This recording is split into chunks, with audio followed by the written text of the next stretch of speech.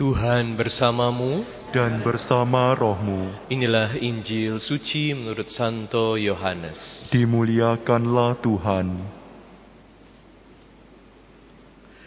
Dalam perjamuan malam terakhir sesudah Yudas meninggalkan ruang perjamuan, berkatalah Yesus kepada para murid yang lain, "Sekarang Putra Manusia dimuliakan dan Allah dimuliakan di dalam Dia. Jika Allah dimuliakan di dalam Dia, Allah akan memuliakan Dia juga di dalam dirinya dan akan memuliakan Dia dengan segera. Hai anak-anakku, tinggal sesaat lagi aku ada bersama kamu. Aku memberikan perintah baru kepada kamu, yaitu supaya kamu saling mengasihi, sama seperti aku telah mengasihi kamu. Demikian pula kamu harus saling mengasihi. Dengan demikian, semua orang akan tahu bahwa kamu adalah murid-muridku, yaitu jika kamu saling mengasihi." Demikianlah sabda Tuhan. Terpujilah Kristus. Aku memberikan perintah baru kepada kamu, yaitu supaya kamu saling mengasihi, sama seperti aku telah mengasihi kamu. Saudara-saudari sekalian terkasih dalam Kristus, pesan Injil hari ini sangat jelas. Kita harus saling mengasihi satu dengan yang lain. Dan ini adalah perintah yang baru. Kenapa menjadi perintah yang baru? Padahal perintah untuk mengasihi satu dengan yang lain ini sudah lama sekali. Ada juga dalam perjanjian lama. Menjadi perintah yang baru karena sekarang kita sudah mengenal kasih Allah lewat kehadiran Yesus. Jadi kita diminta, diundang untuk mengasihi satu dengan yang lain sama seperti Yesus sudah mengasihi kita. Bagaimana Yesus mengasihi kita? Pertama, Yesus mengasihi kita tanpa syarat. Kedua, Yesus mengasihi kita dengan kasih yang menginspirasi. Dan ketiga, Yesus mengasihi kita dengan kasih Bapa, kasih Allah yang menjadi sumber kekuatan. Tanpa syarat, inspirasi, dan persatuan dengan Bapa. Apa artinya kasih yang tanpa syarat? Seringkali dalam hidup kita sehari-hari, kita mengasihi hanya orang-orang yang mengasihi kita. Hanya orang-orang yang baik sama kita. Hanya orang-orang yang menurut kita pantas untuk dikasihi. Makanya kita selalu punya pikiran, aku mau dikasihi karena aku baik. Apakah ini pemikiran yang tepat, yang baik? Tentu, karena kita ini manusia. Namanya manusia, kita hidup dengan hukum give and take, memberi dan menerima. Kalau kamu mau dicintai, kalau kamu mau dikasihi, harus membantu orang lain untuk mudah mengasihi kamu. Kalau dalam hidup sehari-hari maunya menang sendiri, susah untuk dikasihi. Kalau orang Surabaya bilang bencekno, susah untuk dikasihi. Tetapi Yesus minta kita lebih dari itu. Lebih dari itu. Ini bukan sekedar prinsip keadilan. Yesus bukan sekedar minta kepada kita untuk berdagang. Kamu mengasihi aku mengasihi kamu. Kamu mendengarkan aku mendengarkan kamu. Kamu baik sama aku baik sama kamu. Ini dagang. Ini manusiawi. Yesus minta kita untuk mengasihi satu dengan yang lain seperti Dia sudah mengasihi kita tanpa syarat. Tentu untuk mengasihi kita perlu berbuat kebaikan kepada orang yang kita kasihi. Pertanyaannya, motivasinya apa? Kalau motivasinya itu hanya supaya orang lain buat baik sama aku, ini belum seperti Yesus. Ada orang yang menyumbang, berbuat baik, mengasihi, membantu supaya dipuji orang, supaya jadi terkenal, supaya bisa punya banyak pengikut, supaya bisa jadi pemimpin, supaya orang mendengarkan. Kalau aku kan udah buat baik sama kamu, aku udah undang kamu makan, aku udah undang kamu pesta, kamu juga harus lakukan yang sama kepada aku. Ini namanya motivasinya masih diri sendiri. Saya sebagai orang tua kasih makan pada anak-anak, supaya nanti kalau saya udah tua, anak-anak juga kasih makan sama saya.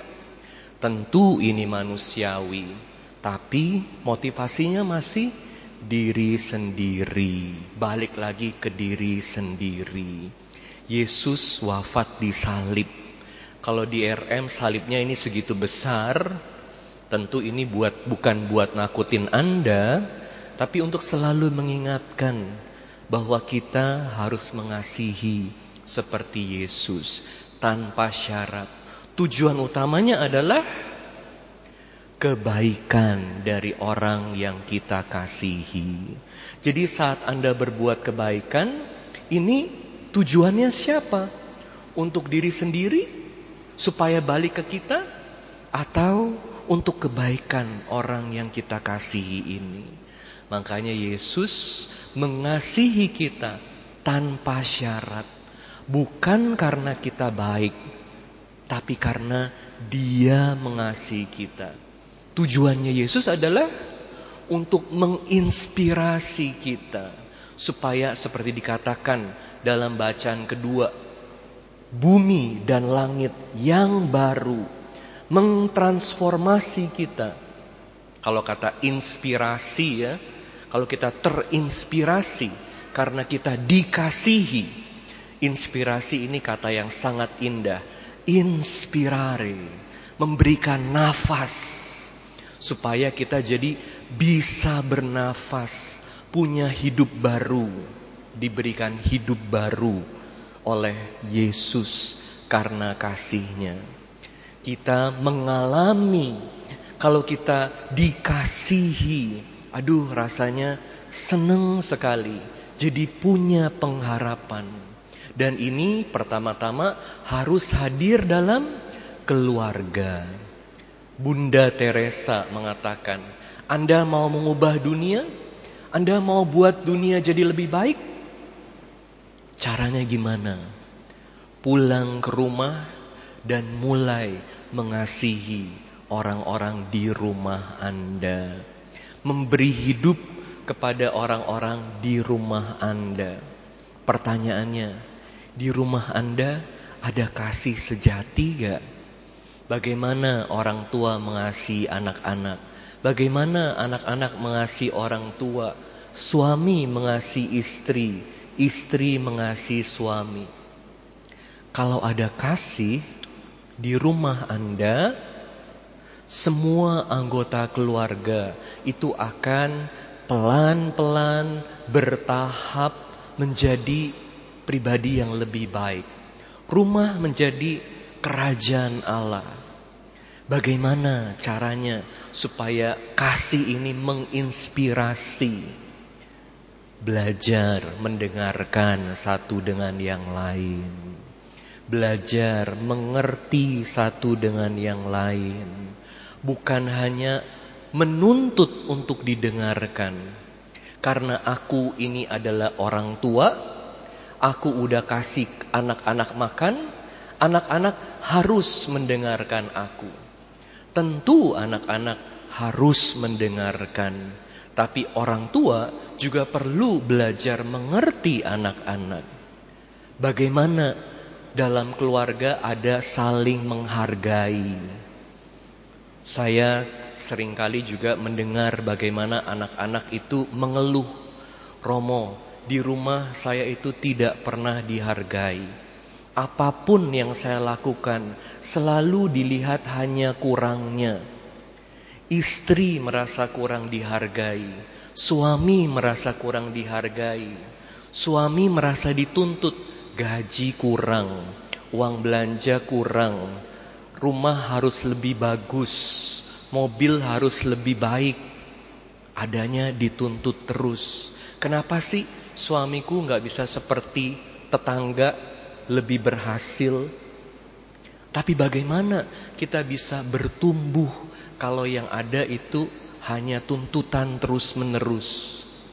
Saya ingat ada satu cerita mengenai satu pasang suami istri. Jadi waktu suaminya pulang kerja capek-capek, mau makan malam, ternyata makanannya gosong.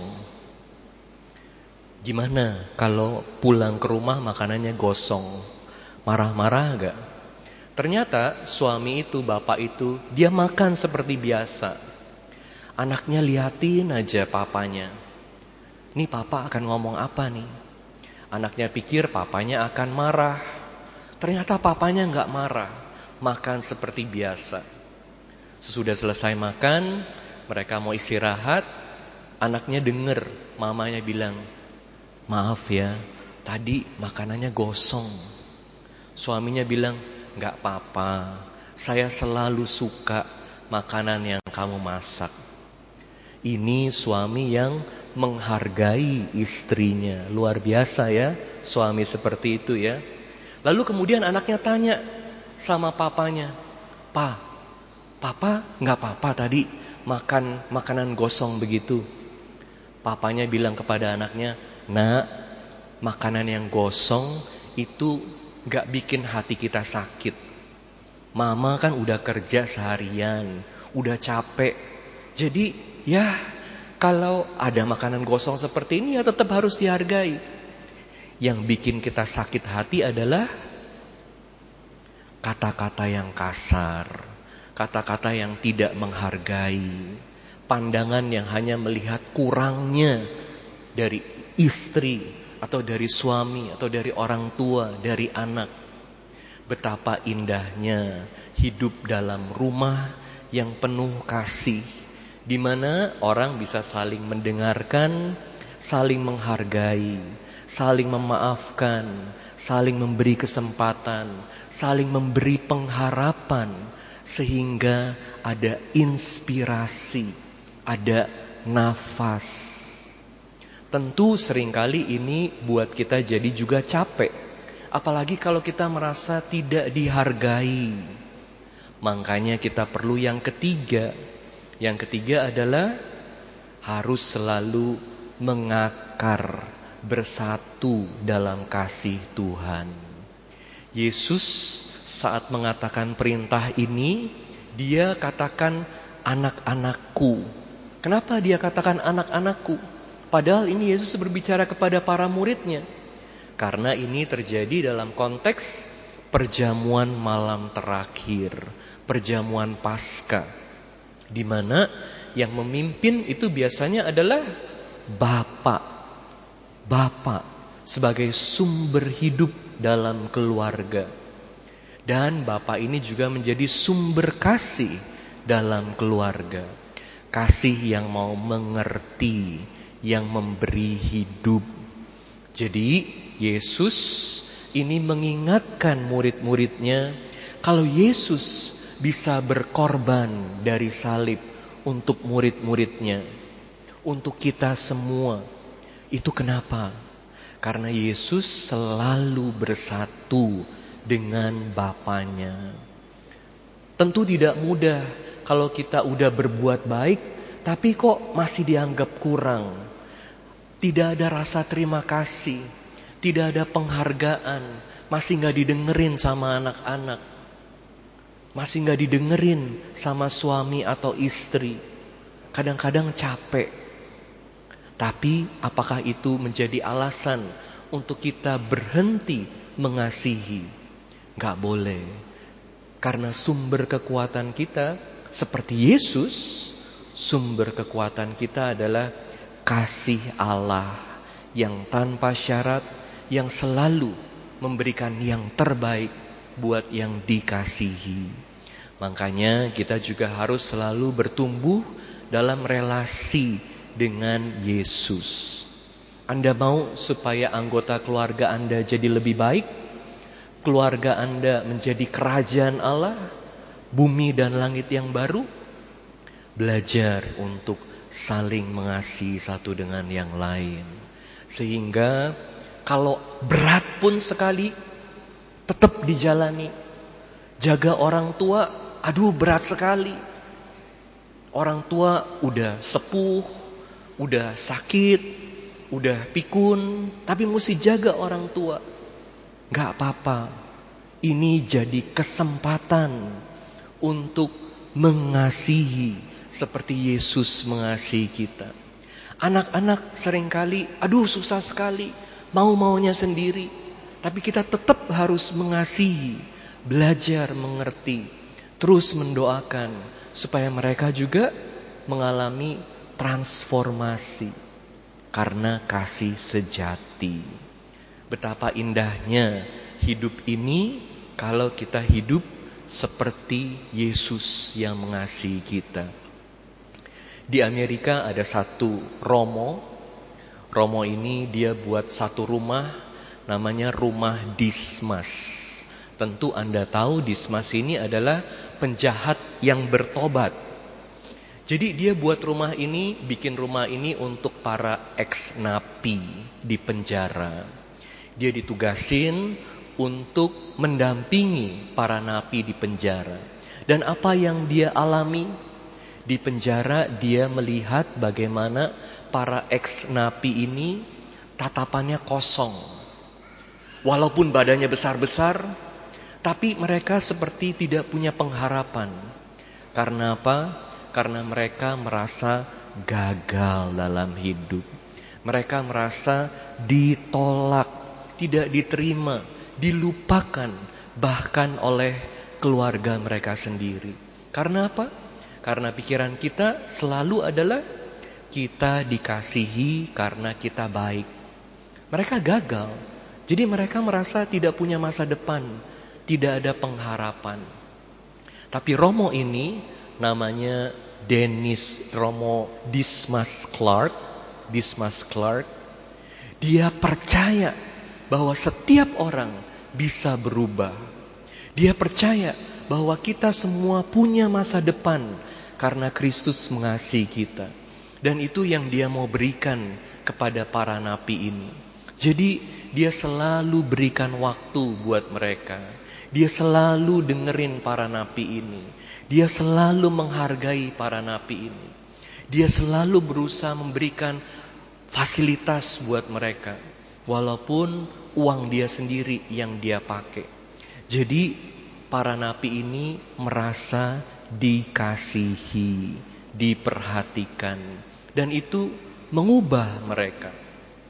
Jadi dengan rumah Dismas ini dia mau memberikan kesempatan, pengharapan kepada para napi ini bahwa hari besok masih bisa lebih baik, ada pengharapan. Dia meninggal, waktu dia meninggal para napi ini ribuan pada nangis.